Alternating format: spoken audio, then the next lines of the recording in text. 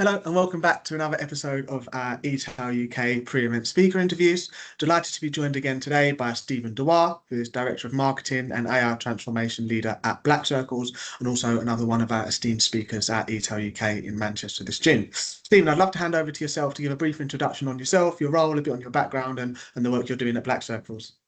Brilliant. Thanks, Max, and thanks for having me.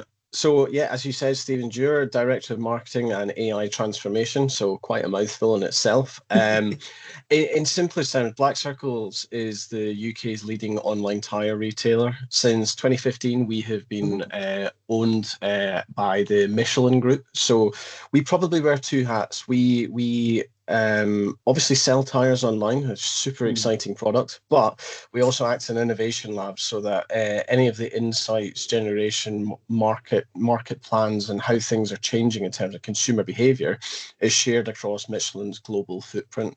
My job ultimately falls into two categories. One is the marketing side of things, that all marketing, from everything from our paid to our owned to our earned media, everything sits with me alongside the website journey and conversion rate optimization.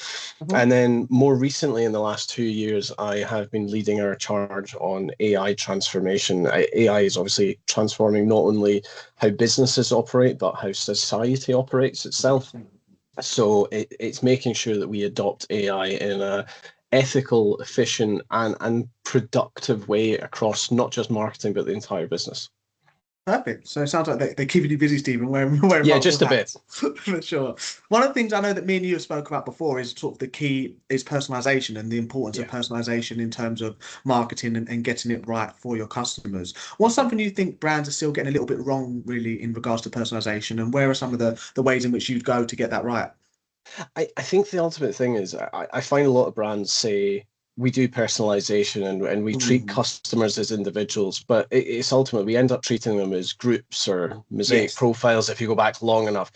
Ultimately, customers want to be treated as individuals. Mhm. Customers want that service, even if they're sitting on their couch watching Netflix, second screening, shopping online, they still want the ability to feel like they've walked into a store and had that proper experience, being treated like an individual.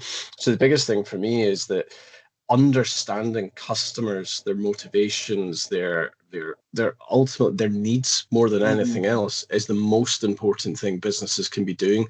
Without understanding the customers at that intrinsic level, yeah. it's you can't really take action off it.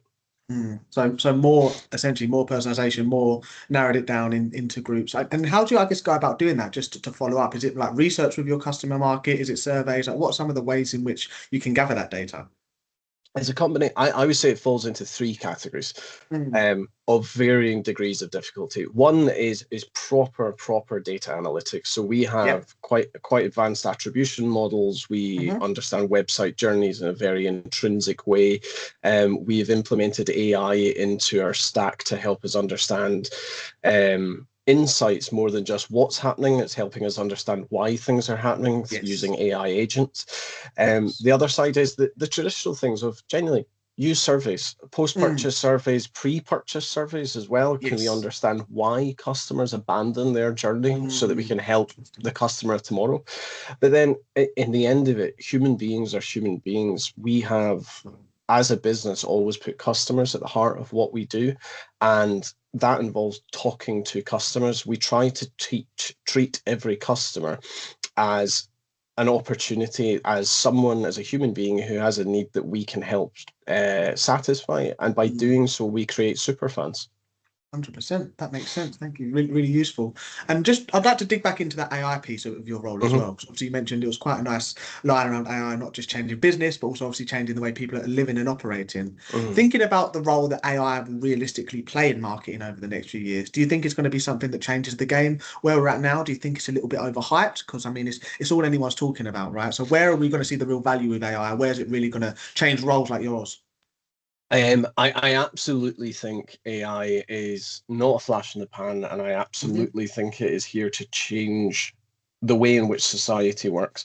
From a business perspective, I think recently I heard that Gartner said that 50% of all business decisions are going to be augmented or influenced by AI.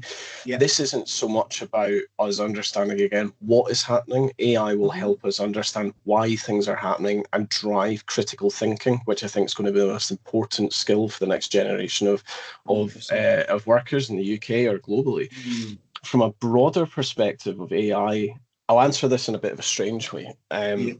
If you think about the world as it is today, Hmm. if you want to buy something online, you go into your pocket, you pull out a little glass box, and you tap it. You keep Yeah. tapping it until a blank square appears, and you keep tapping it again and again and again Hmm. until some vague words that relate to what you're trying to do appear in that box.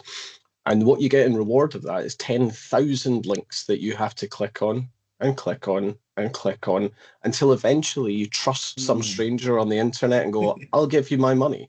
Yes. It works. It's what we're used to, but actually it's not exactly the most human experience that we can have. No, it's not. AI is going to change specifically retail, but also the broader world in terms of things will become more conversational. It'll be Hmm. instead of having to do the groundwork, tools and AI assistants are likely to do the groundwork for you. And for businesses, being prepared for that, being in the right place at the right time with the right content that your customers need, going back to that, Mm. understanding your Yeah. customers is the most important thing that's going to happen over the coming years. Awesome. No, I really like that conversation element. As you say, I mean, one of the lines people will say is people buy from people. If you can have an idea 100%. of, having a conversation style and getting people more familiar, I think that's going to be super important and super helpful.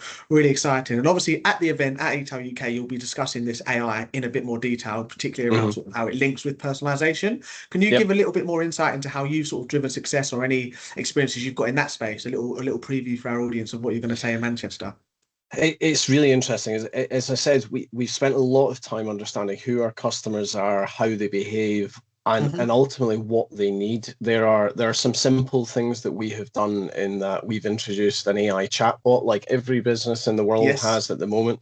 But ultimately, that was for us to understand how do people interact with these tools. We're moving Mm. beyond the world of search queries to Yeah. more complex questioning, more conversations. If we can Mm. understand the needs of our consumers more granularly, we're able to personalize their experience more effectively. So that's definitely something we've seen that's shown benefit. Awesome, super exciting. And I guess just thinking more broadly, obviously, really excited to welcome yourself. We've got over 300 retailers confirmed. We're currently, as we speak here, sat 6 weeks out from the event with complimentary passes expired now. So they're full. We're at capacity, which is really exciting. So obviously, the audience are excited to come and hear what you and our other speakers have to say. What are you looking forward to most about being in Manchester with the UK retail community? Do you know, it's one of these ones as you said, I've been at one of the events from the team before, and it was a brilliant, brilliant event. It was the eTail Spring event, and Mm. a few of my colleagues were there.